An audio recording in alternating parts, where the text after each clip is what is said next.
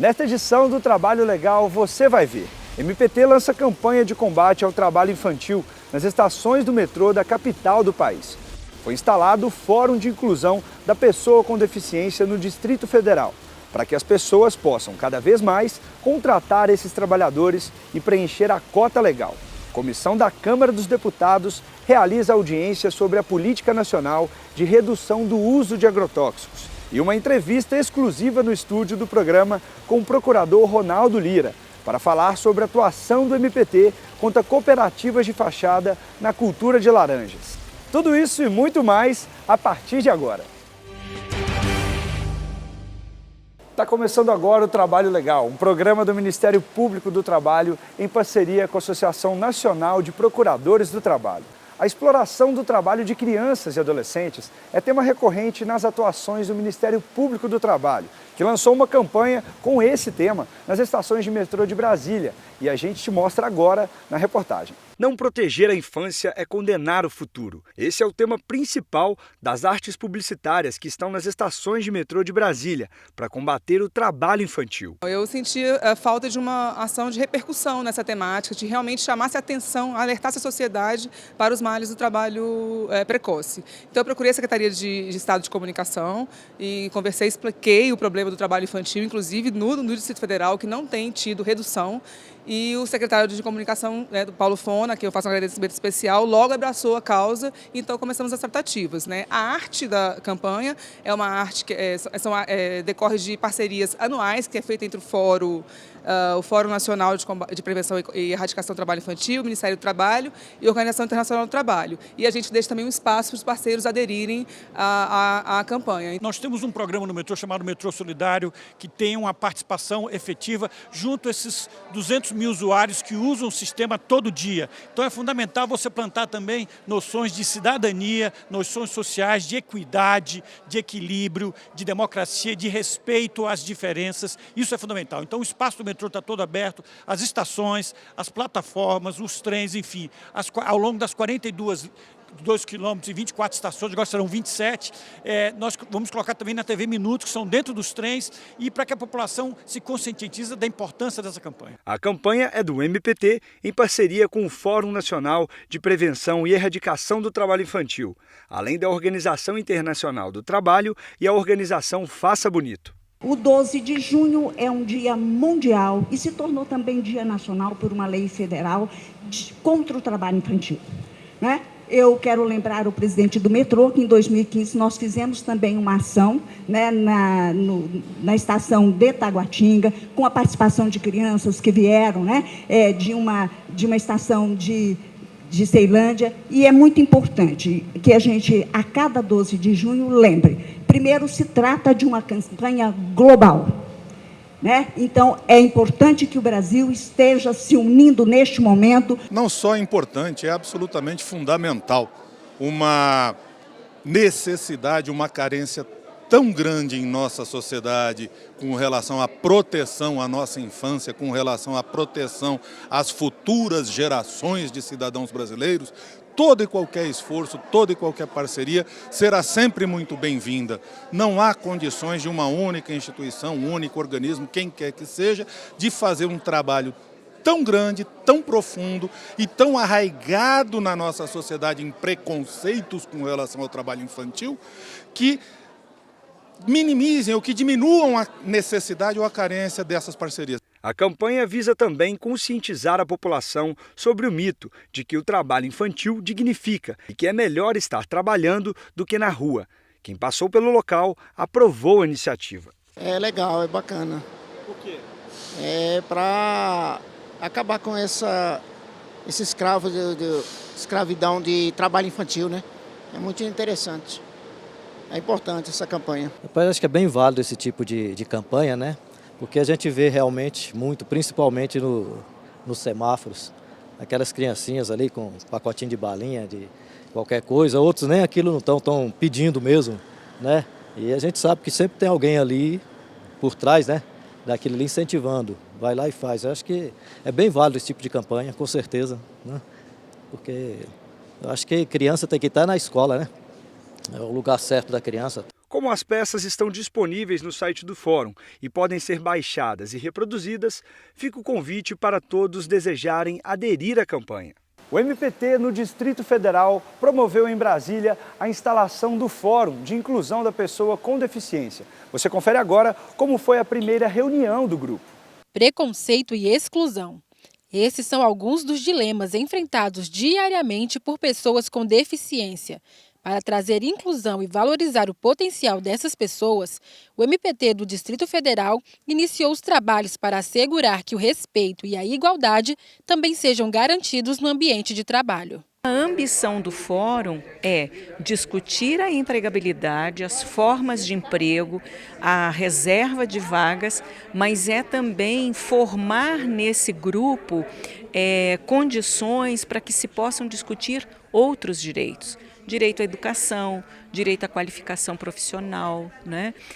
Direito ao lazer, veja só, é um direito também. Então esse é o objetivo do Fórum, além de tratar de trabalho e de qualificação profissional desse trabalhador com deficiência, é também discutir outros direitos dentro do Fórum. A primeira reunião do Fórum serviu para lembrar que não são as pessoas com deficiência que possuem algum problema em se adaptar ao serviço, mas as empresas que possuem limitações em adaptar essas pessoas. A falta de acessibilidade é um dos exemplos que retratam essa triste realidade. A gente precisa de uma construção coletiva nessa questão da inclusão da pessoa com deficiência. Então, o Fórum é esse espaço, é um espaço de compartilhamento de boas práticas, de encaminhamento de questões para os órgãos competentes, de discussão, de produção de informação, de compartilhamento de informação. E aqui é realmente um espaço para a gente, com a participação de todos, com toda a sociedade do DF, a gente dar esse salto de qualidade aí na empregabilidade de pessoas com deficiência no mercado de trabalho e também na questão da acessibilidade das empresas, porque a gente quer um Distrito Federal realmente inclusivo. De acordo com o Ministério do Trabalho, no DF, a empregabilidade cresceu 12% e a presença da pessoa com deficiência no mercado de trabalho teve um aumento de 45%. No Distrito Federal, quase 64% das cotas das vagas destinadas por lei a pessoas com deficiência já foram preenchidas e 33% das empresas estão com essas cotas totalmente ocupadas. Aleph faz parte desse índice de inclusão. Ele iniciou sua carreira profissional como aprendiz e é considerado por seus empregadores um exemplo de maestria e superação. Hoje, ele é inspetor em uma empresa privada e encontrou dentro do mercado de trabalho o espaço para mostrar a sua competência. Tem muitas empresas que não são adequadas, né, para a pessoa com necessidades especiais, que elas precisam se adequar, né, e acreditar mais nas nossas capacidades. Porque, como nosso amigo ali falou, né, às vezes uma pessoa com necessidades especiais produz muito mais do que uma pessoa que não tem necessidade nenhuma. O Fórum de Inclusão de Pessoas com Deficiência do Distrito Federal vai promover reuniões frequentes com representantes de órgãos de proteção dos direitos de pessoas como o Aleph, juntamente com a sociedade civil.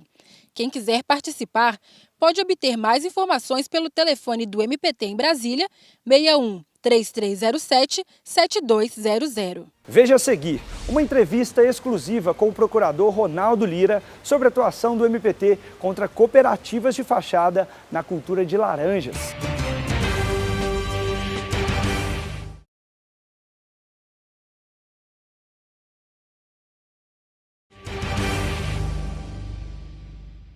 Sabe por que o Brasil precisa de uma política nacional para reduzir o uso de agrotóxicos? O MPT respondeu essa pergunta na audiência que discutiu o projeto de lei na Câmara dos Deputados.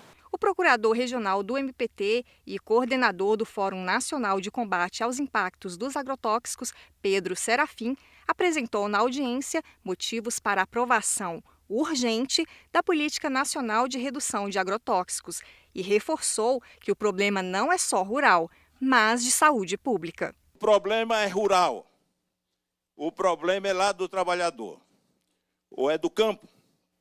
Essa é uma forma de reducionismo para que não se enfrente de forma completa a problemática. O Brasil é o campeão no mundo em uso de agrotóxicos.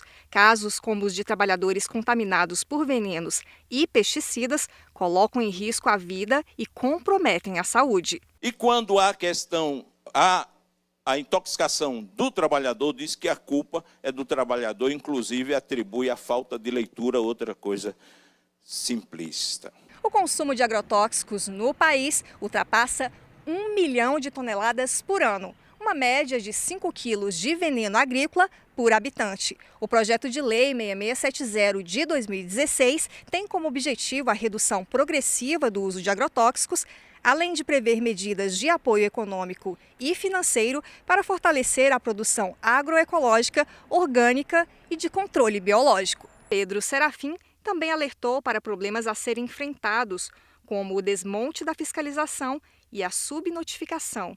Caso como o de trabalhadores de uma plantação de soja no Distrito Federal, que sofreram por mais de 1 mês os efeitos de envenenamento, não são sequer notificados pelos produtores rurais. Aí foi tão forte que eu comecei a fechar minha garganta, eu comecei a babar, comecei a suar.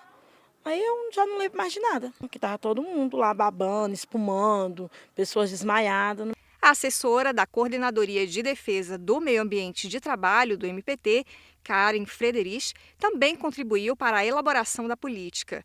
Ela atuou na elaboração do dossiê científico contra o pacote do veneno e pela aprovação da política entregue pela Associação Brasileira de Saúde Coletiva, a Abrasco, para a comissão. A Política Nacional de Redução de Agrotóxicos vem trazer algumas possibilidades de resolver vários desses problemas, como, por exemplo, ampliando a disponibilidade de produtos de origem biológica, promovendo a avaliação, controle e a fiscalização de alimentos, de águas de alimentos.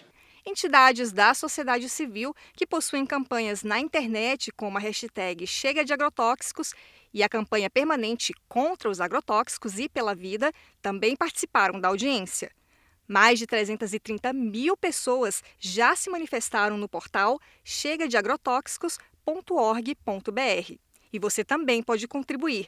Acesse o abaixo-assinado e diga não ao veneno. As atuações emblemáticas do MPT agora têm um espaço especial no programa. E hoje você vai conhecer mais um caso importante na trajetória da instituição. E é no estúdio do Trabalho Legal. Olá! A criação de cooperativas de fachada no interior de São Paulo para a sonegação de direitos trabalhistas é o assunto da nossa entrevista de hoje. Para falar sobre o assunto, eu recebo aqui no estúdio o Procurador do Trabalho, Dr. Ronaldo Lira. Seja muito bem-vindo. Muito obrigado. Para que você aí de casa possa conhecer um pouco mais da história, acompanhe os detalhes na reportagem que preparamos. Em 1994, foi introduzido o parágrafo único ao artigo 442 da Consolidação das Leis do Trabalho. Qualquer que seja o ramo de atividade da sociedade cooperativa, não existe vínculo empregatício entre ela e seus associados, nem entre estes e os tomadores de serviço daquela. No entanto, produtores de laranja do interior de São Paulo enxergaram a criação de cooperativas como uma possibilidade de ampliar os lucros, se livrando dos encargos trabalhistas. O Ministério Público do Trabalho em Campinas atuou para combater essas irregularidades. As denúncias dos sindicatos motivaram dezenas de ações do MPT, todas julgadas procedentes. Com isso, colocaram fim à fraude e garantiram os direitos básicos que os trabalhadores rurais da região tinham perdido. A atuação gerou uma transformação social, que serve de modelo até hoje. 15 anos depois, em 2012, essa atuação serviu de base para a criação da Lei nº 12.690, conhecida como Lei do Cooperativismo, que regula de forma mais clara a instituição das cooperativas, função social, funcionamento e, principalmente, a relação com o cooperado. Doutor Ronaldo, eu começo perguntando como iniciou a atuação do MPT nesse caso. Aliás, nesse caso não, foram vários, né? Exatamente. Basicamente, tudo começou em 94, quando teve alteração do artigo 442 da CLT, em que foi inserido um parágrafo único, considerando lá a inexistência de vínculo de emprego entre o cooperado com a cooperativa e entre o cooperado com os tomadores de serviço. A partir desse momento surgiram várias cooperativas rurais no sentido de arregimentar aqueles trabalhadores, aqueles boias frias, que faziam colheita de várias culturas e constituíram essas cooperativas no sentido de sonegar direitos trabalhistas. Eles continuaram a exercer as mesmas atividades que sempre fizeram, não é? Sem direitos trabalhistas, no sentido de sonegar aí os direitos trabalhistas e previdenciários. As cooperativas foram criadas, então, para sonegar mesmo direitos trabalhistas. Desde o início, desde o nascedouro, essas cooperativas tinham o objetivo de fraude. O objetivo era que os trabalhadores rurais não tivessem nenhum direito assegurado pela legislação trabalhista. Isso ocorreu no interior de São Paulo, em quais cidades? Não apenas no interior de São Paulo, né? Podemos citar aí a região de Ribeirão Preto, de Bauru, de São José do Rio Preto, mas outros estados também, Minas Gerais, em todos os lugares onde tinha essa questão da colheita de laranja, de café e de outras culturas, né? Tivemos esse problema. Isso não foi uma prioridade da zona rural, né? Isso também migrou para as atividades urbanas, né? Então nós tivemos denúncias de cooperativa de garçons, cooperativas em hospitais, de vários segmentos. E como eram criadas essas cooperativas? Geralmente essas cooperativas, ao contrário do que deveria acontecer, eram criadas por pessoas que não tinham afinidade na tarefa a ser desempenhada, ou seja, deveria nascer dos próprios trabalhadores e normalmente nascia de profissionais estranhos à categoria. Então nós não tínhamos cooperativas cujo presidente era um colhedor de laranja, nós tínhamos cooperativa cujo presidente eram contadores ou pessoas de RH ou de outras atividades. E por aí o público já pode ter ideia do desvirtuamento que nós tivemos da lei da cooperativa. Quando partimos da premissa que a cooperativa deve nascer da união de pessoas do mesmo objetivo, nós tivemos aí uma relação hierarquizada. Pessoas que lucravam com a mão de obra desses trabalhadores que eram unicamente explorados. Ou seja, recrutavam trabalhadores como associados, né? E algo que é proibido pela CLT. Exatamente. O objetivo era desvirtuar a aplicação da CLT e da Previdência Social, não é? Então essas pessoas, na verdade, assim, eles eram utilizados, né, para constituir fraudulentamente essas cooperativas. E nós, desde o início, identificamos isso entrevistando os trabalhadores. Nós perguntávamos, você sabe o que é uma cooperativa? Nenhum deles sabia. Você participa das assembleias da cooperativa? Não participavam. Você recebe sobras de dinheiro da cooperativa? Não recebiam. Ou seja, eles continuaram fazendo as mesmas atividades, recebendo os mesmos salários ou até menos, né, sem direito nenhum. Ou seja, eles eram apenas recrutados e assinavam papéis aderindo à cooperativa que eles nem sabiam o que significava. Ou seja, eles não tinham, por exemplo, direitos básicos como o 13º e isso impactava inclusive a economia de cidades dessas regiões, né? Sem dúvida, nós tivemos várias cidades em que o comércio quebrou próximo do Natal porque não tinha aquela injeção de dinheiro na economia, no comércio e etc, né? Isso teve um prejuízo muito grande nas economias locais. Em quais cidades ocorreram essas irregularidades? Porque, pelo que eu entendi, pelo que eu vi, não se resume apenas ao estado de São Paulo, né? Exatamente, mas todas as cidades que tiveram a utilização de mão de obra cooperada tiveram esse impacto, né? Porque houve uma transformação na economia, a redução de ganho dessas pessoas, mas eu não vou nominar uma cidade específica, mas todas as cidades que utilizaram esse tipo de expediente, esse tipo de mão de obra, tiveram impacto, mas de toda a ordem, né? Então imagine um trabalhador cooperado que sofre um acidente de trabalho, ele está fora da Previdência Social, né? Porque ele não tem lá os benefícios do trabalhador que recebe um auxílio acidente, um afastamento. Nós tivemos caso, por exemplo, das mulheres que engravidavam e tinham a licença gestante ceifada, a maternidade e várias outras questões, porque eles deixaram de ser empregados, não é? No mínimo foram quantas ações?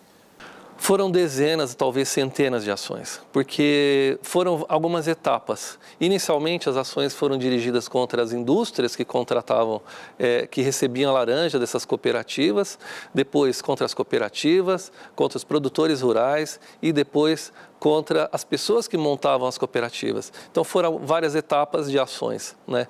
Mesmo porque a fraude foi sendo aperfeiçoada, algumas cooperativas desconstituídas passaram a montar outras com outros nomes. Então, a partir desse instante, o MPT começou a processar diretamente as pessoas físicas responsáveis pela constituição das cooperativas.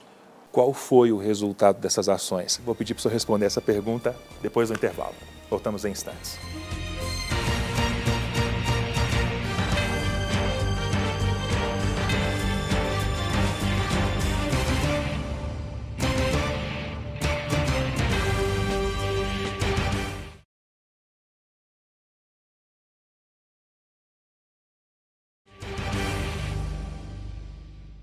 O Trabalho Legal está de volta, hoje recebendo o Procurador do Trabalho, o Dr. Ronaldo Lira, falando sobre a criação de cooperativas de fachada, especialmente por produtores de laranja no interior de São Paulo, para a sonegação de direitos trabalhistas.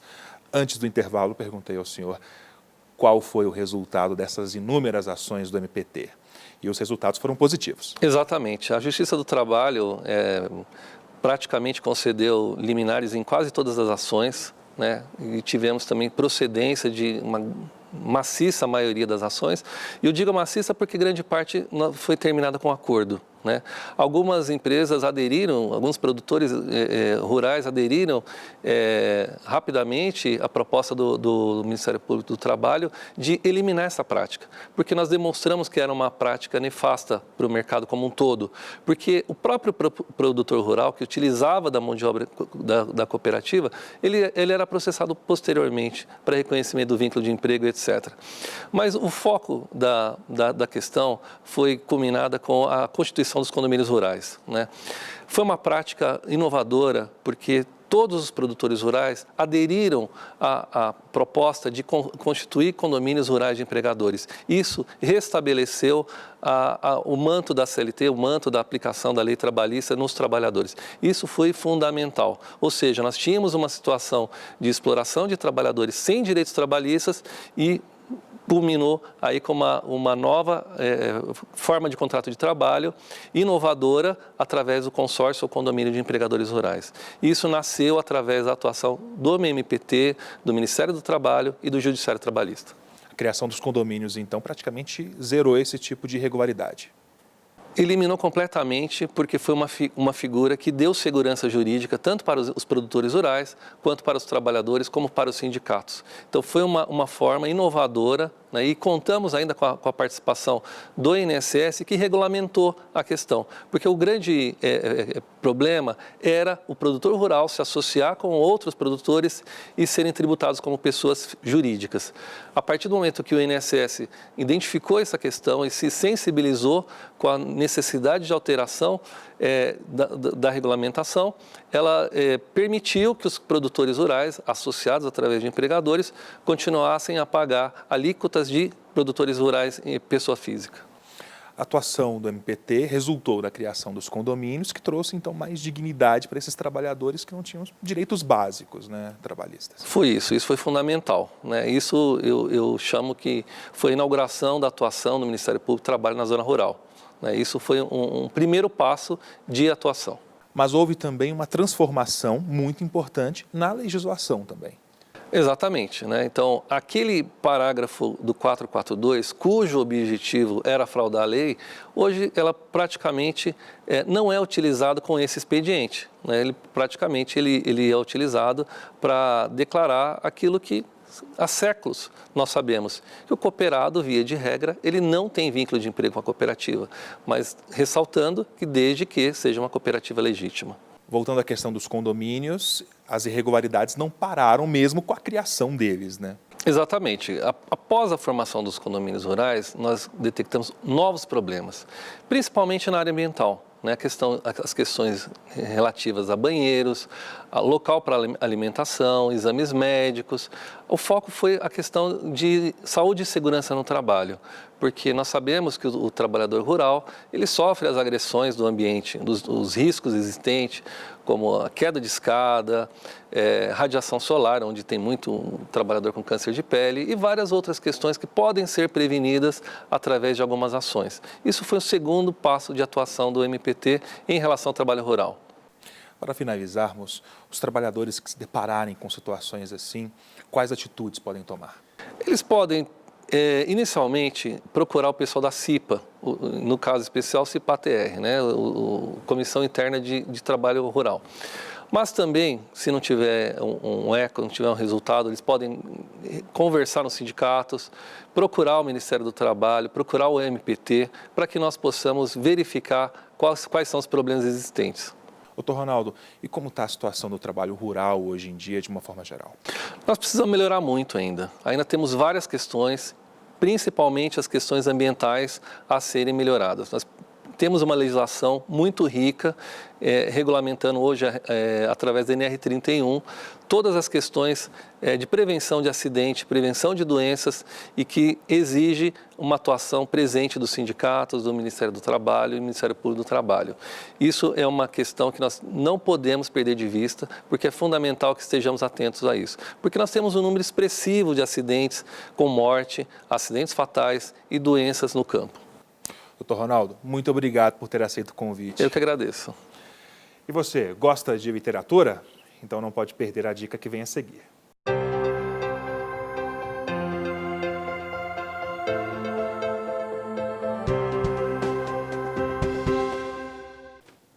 Olá! No MPT Indica de hoje, você vai conhecer o conteúdo do artigo A Nova Contribuição Sindical Facultativa, Análise Legal e Constitucional, escrito pelo subprocurador do Trabalho, Otávio Brito Lopes, publicado recentemente na última edição de maio da revista LTR. Até 2017, todos os anos, era descontado do salário do trabalhador o equivalente a um dia de serviço. Esse era o valor da contribuição sindical obrigatória, conhecida como imposto sindical, paga por todo funcionário representado por um sindicato, mas isso mudou. A ideia desse artigo é exatamente abordar a constitucionalidade ou não da facultatividade da contribuição sindical, que foi estabelecida pela reforma trabalhista. Eu entendo que a contribuição sindical facultativa ela não é compatível com o texto constitucional. É totalmente contrário ao nosso sistema. Eu acho que para instituir a facultatividade da contribuição sindical, seria necessário e imprescindível instituir também a pluralidade sindical e retirar aquela obrigação de o sindicato representar toda a categoria. Muitos sindicatos questionam a mudança na Justiça. Relatório do Ministério do Trabalho mostra que as entidades representativas dos trabalhadores perderam, em média, 80% das receitas em comparação ao ano passado. Um prejuízo muito grande para o movimento sindical, para o sindicalismo brasileiro. Por quê? Porque a contribuição sindical representa grande parte do custeio da atividade sindical. Estabeleceu-se que cada trabalhador e cada empresa vai decidir se contribui ou não para o sindicato. No texto, o subprocurador explica que a mudança enfraquece os direitos dos trabalhadores, já que não há no Brasil a condição de pluralidade sindical, ou seja, apenas um sindicato por categoria pode atuar, e ele defende que, sem o custeio necessário, a função e a própria existência sindical podem acabar. Os recursos financeiros sem os quais essa representação judicial e extrajudicial administrativa de toda uma categoria, não é só dos associados, de toda uma categoria, não será possível, por falta de recursos. Para o autor, a Constituição estabelece a missão dos sindicatos e, por isso, deve garantir os meios. Aqui, a Constituição mantém a missão, que é representar toda a categoria, mas não está proporcionando os meios. O grande problema da facultatividade da contribuição é exatamente retirar a lógica, a organicidade do sistema que hoje está previsto na Constituição. Vale lembrar que essa revista e outras obras escritas por membros do Ministério Público estão disponíveis nas redes de bibliotecas do MPT. Até o próximo MPT Indica. Antes de encerrar, lembro que a sua contribuição é muito importante para a gente. Por isso, sugestões de reportagens podem ser enviadas para trabalholegal.pautas@gmail.com. Obrigado pela audiência e nos vemos na semana que vem. Tchau!